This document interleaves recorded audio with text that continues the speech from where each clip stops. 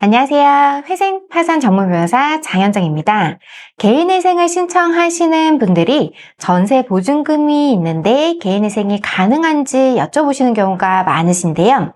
결과적으로는 개인회생이 되세요. 그런데 이번 시간에는 우리 채무자분들이 가지고 있는 재산 중에서 비중이 큰 재산인 주택임대차 보증금, 전세 보증금에 대해서 한번 살펴보도록 하겠습니다.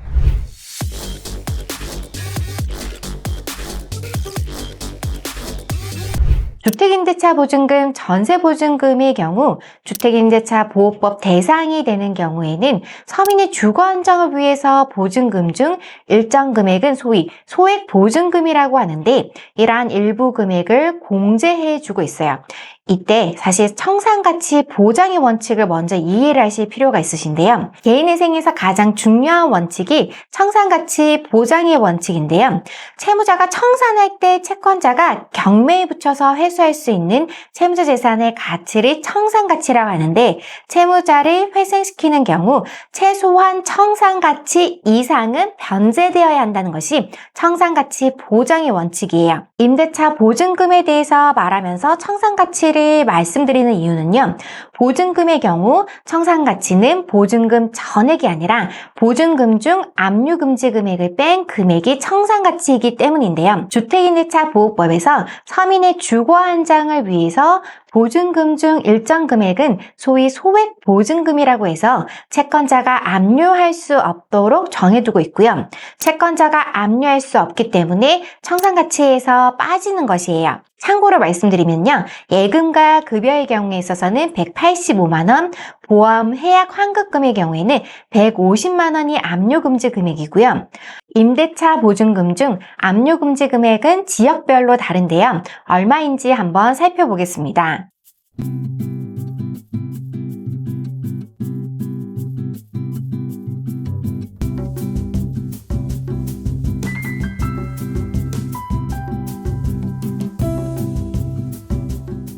서울을 예로 들어서 말씀드리면 보증금 중 5천만 원은 압류금지 채권에 해당하여 채권자가 강제 집행을 할 수 없고요. 그래서 개인회생에서도 채권자가 강제 집행을 할 수 없는 압류금지 채권은 청산가치에서 빠지게 되는 것이에요.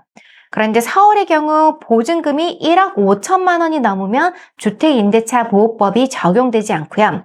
그래서 보증금이 1억 5천만 원 이상인 경우 채권자는 보증금 전액을 압류할 수 있어요. 하지만 주택임대차 보호법을 적용할 수 없다고 하더라도 서울인 경우 보증금이 1억 5천만 원 이상이라고 하더라도 사실 방법은 있는데요. 개인회생에서는 면제재산 제도라는 것을 인정하고 있어서 보증금이 1억 5천만 원은 넘지만 채무자의 주거 보장을 위해서 5천만 원은 면제재산으로 인정해달라고 면제재산을 신청할 수 있으세요. 법원에서 면제재산의 신청을 받아들이면 청산가치에서 5천만 원을 뺄 수 있게 되는 거예요. 그런데 지역별로 주택임대차 보호법 적용 한도와 압류금지 금액이 다르기 때문에 한번 이 표를 살펴보시면 되세요. 압류금지액이 가장 큰 지역은 서울인데요. 서울은 5천만 원이고 가장 작은 지역은 농촌 지역으로 2천만 원으로 볼 수 있고요. 그런데 문제되는 것은 보증금에 대출이 있는 경우인데요. 대출금은 대출금의 종류에 따라서 처리하는 방법이 달라지세요. 담보대출금, 질권 양도담보가 설정되어 있는 경우에는 그 대출 금액은 공제가 되어요. 전세대학금 대출에 대해서 한번 그럼 살펴보도록 할게요. 서민의 주거 안정을 위해서 주택, 도시, 보증공사 등 공적 금융기관의 보증으로 전세자금 대출이 이루어지고 있는데요. 전세자금 대출이 신용대출인 경우에는 대출금의 용도는 전세보증금으로 제한되어 있지만 전세기간이 끝나면 보증금은 임차인이 채무자에게 반환하기 때문에 완전한 채무자의 재산으로 보게 되고요. 완전한 채무자의 재산이기 때문에 전세기간이 종료한 후에 전세대출금을 갚든 다른 데 사용하든 채무자의 마음이에요. 그래서 빌린 돈을 어디에 사용하였느냐는 채무자의 마음인 것이죠. 전세자금 대출이 담보대출인 경우에는 전세기간이 종료한 후에 보증금 중 대출금에 해당하는 금액은 채무자인 임차인에게 반환되지 않고 은행으로 바로 반환이 이루어지는데요. 여기서 강조해서 말씀드리고 싶은 것은 담보대출이라고 하더라도 개인회생을 신청했다고 해서 중간에 쫓겨나거나 하진 않으세요. 주택임대차 보호법에 의해서 임대기간이 끝날 때까지, 종료될 때까지 거주기간이 보장되고요.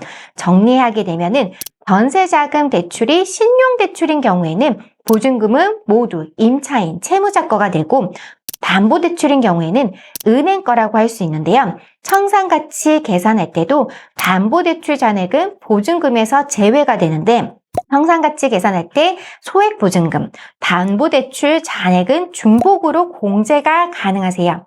예를 들어서 서울의 경우에 보증금이 1억 5천만 원이고 그중 담보대출 잔액이 8천만 원이라면 1억 5천만 원에서 담보대출 잔액 8천만 원과 서울지역 소액보증금 5천만 원의 합계 1억 3천만 원을 공제한 2천만 원이 청산가치가 되고요. 청산가치가 많이 그렇게 되면 줄게 되죠. 그렇다면 신용대출의 경우에는 어떻게 될까요? 신용대출인지 담보대출인지는 어떻게 구분할 수 있을까요? 대출을 할 때 질권 설정 계약이나 채권 양도 계약서에 채무자분들께서 서명 날인을 하셨다면 담보대출인데요. 대출 시 워낙 많은 서류에 서명을 하다 보니까 기억을 잘 못하시는 경우가 많으세요. 기억이 나지 않으신다면 빌려준 은행과 보증서를 발급한 보증기관에 모두 연락을 하셔서 담보대출인지 여쭤보면 쉽게 알 수 있으세요.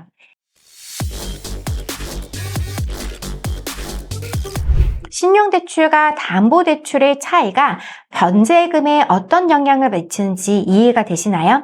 한 번 더 쉽게 정리를 해드리자면 신용대출이면 전세보증금이 전부 채무자의 재산이기 때문에 담보대출인 경우보다 청산가치가 높아지게 되고 청산가치가 높아지면 변제금이 높아지게 되세요. 대신에 전세보증금은 모두 채무자 소유가 되는 거죠.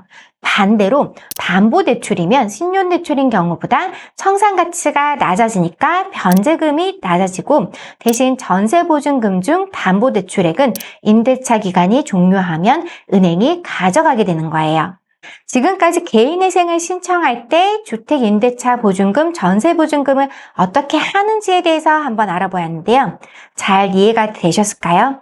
보다 궁금한 점이 있으면 언제든지 저희 사무실에 문의를 주시기 바랍니다. 지금까지 장현정TV의 장현정 변호사였습니다. 감사합니다.